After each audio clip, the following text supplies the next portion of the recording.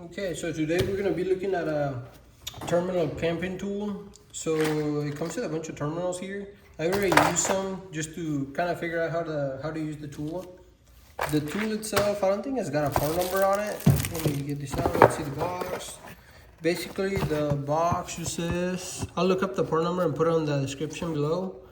But it's pretty much an HKS battery cable crimping tool with 60 pieces in there with the lugs. These are the lugs right here, or the terminals. So pretty much this tool is just to crimp terminals, I guess. I've been practicing with a few just to get a hang of it.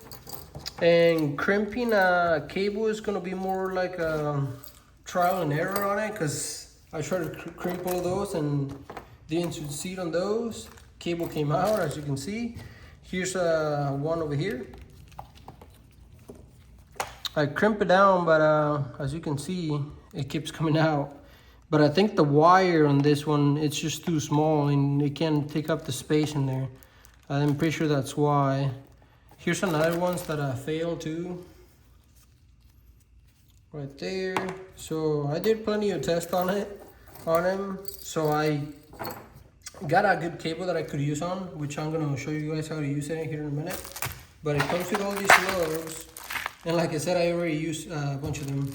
And I did made a battery cable for a car, and it worked pretty good. It still works, so that's worked pretty good, I guess. You just gotta get a hang of it. You gotta, like I said, just trial and error. Try one. If it doesn't work, then try the next one and crimp it down a little more, and just go from there. But that's the little box right there. You can buy more of these if you need different sizes, I guess.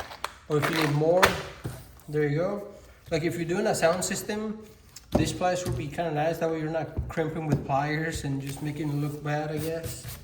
It does come with positive and negative shrink tubing. So basically you put it on the cable and then shrink it down to the size that you need.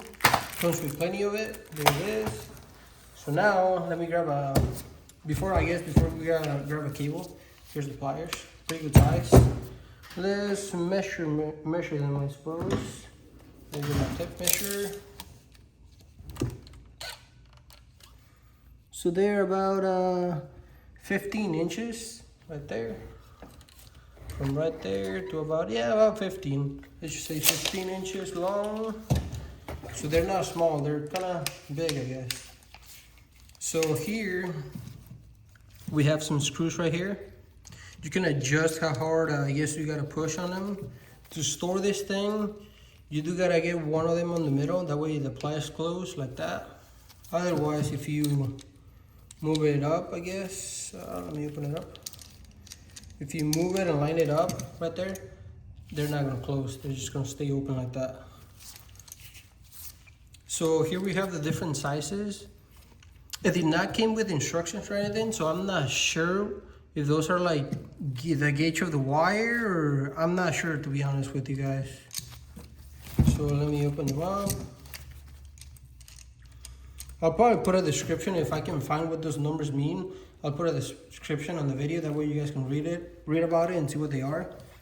But basically, to choose the size, you just gotta push on this screw in here. It's got a spring in there, as you can see. It's got a spring, and as you can see, it's a little dirty because I used it.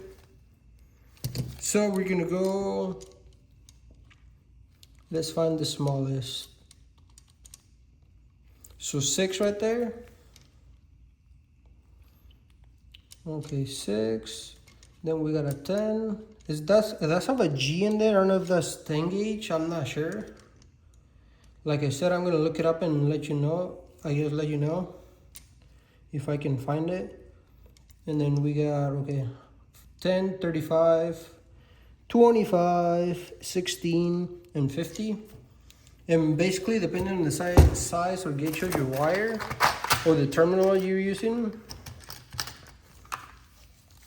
Here's one, depending on the one you're using. That's why I told you guys kind of trial and error. Because you put it in here and kind of see that's your size right there. See what I'm talking about? Right there. I'm assuming since this one's the biggest one, it's probably the one you use for this one, these bigger wires. But let me show you one that I crimped already. I had to go find some random wire, so I found this random wire. As you can see, it's aluminum. And that's 4 gauge right there. 4 gauge wire right there.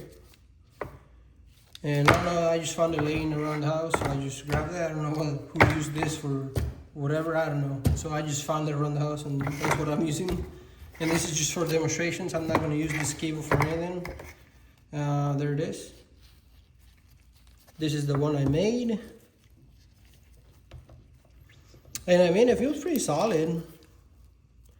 I had to crimp it twice because I used different sizes. I used one, and I don't know, it felt kind of not as tight as I was like it. So I redid it, and then it's pretty solid now. It's not even moving or nothing. It's not coming out.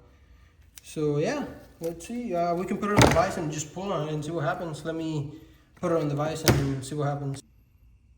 Okay, I got the vise right here. We're just gonna clamp it down and see how good of a clamp it is in there, I guess, of clamping force.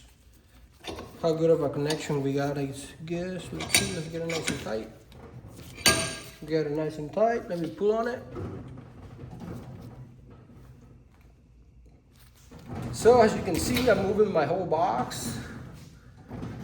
My vise is attached to my box, and I'm basically, there you go, oh, it broke off right there. So as you can see, this is a pretty good connection right there. It broke right off from there. So now we're gonna try it and clamp one on there. Okay, as we saw, that was a pretty good connection on there. It broke from there. So that's pretty good. I didn't even move from there. So yeah, if you clamp it right, that thing's gonna stay. So you gotta strip your wire. Once you have it stripped, then you gotta choose one that kind of fits snugly in there. That's what I found. You gotta find one that fits nice and snug in there, not as loose. That way when you clamp it down, it's gonna hold in place and not get out of there. See how tight that is when you slide it in?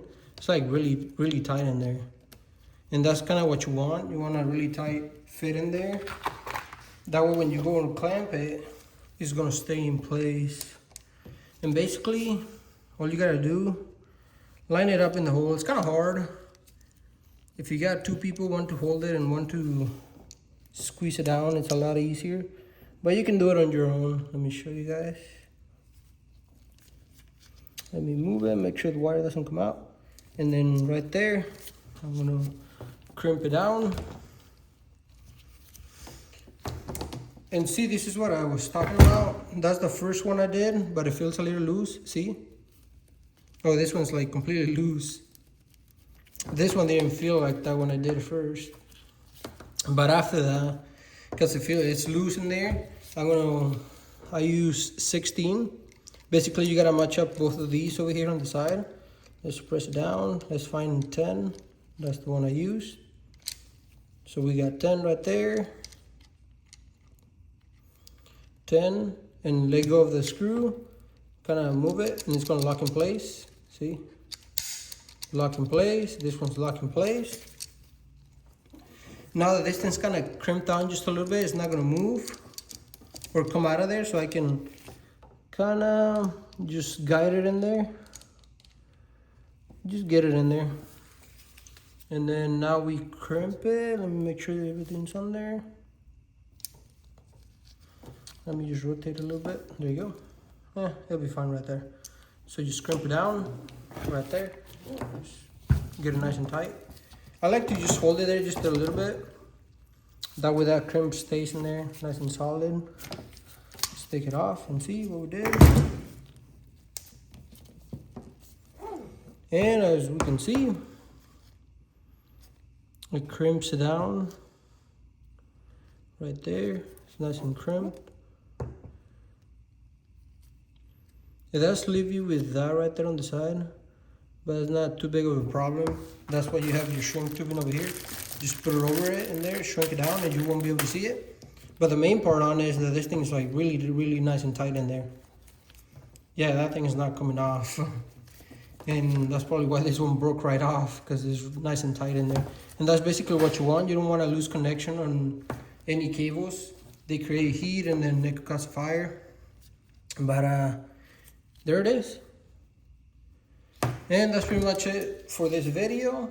To put them away, like I told you guys, you gotta, I usually just find the biggest one, which is, where's it at, 50, and then kind of offset this one to the middle, like there, like that, and then just close them down. There you go. That way you can store it. It's not open all the time. But just to recap, here's the crimpers.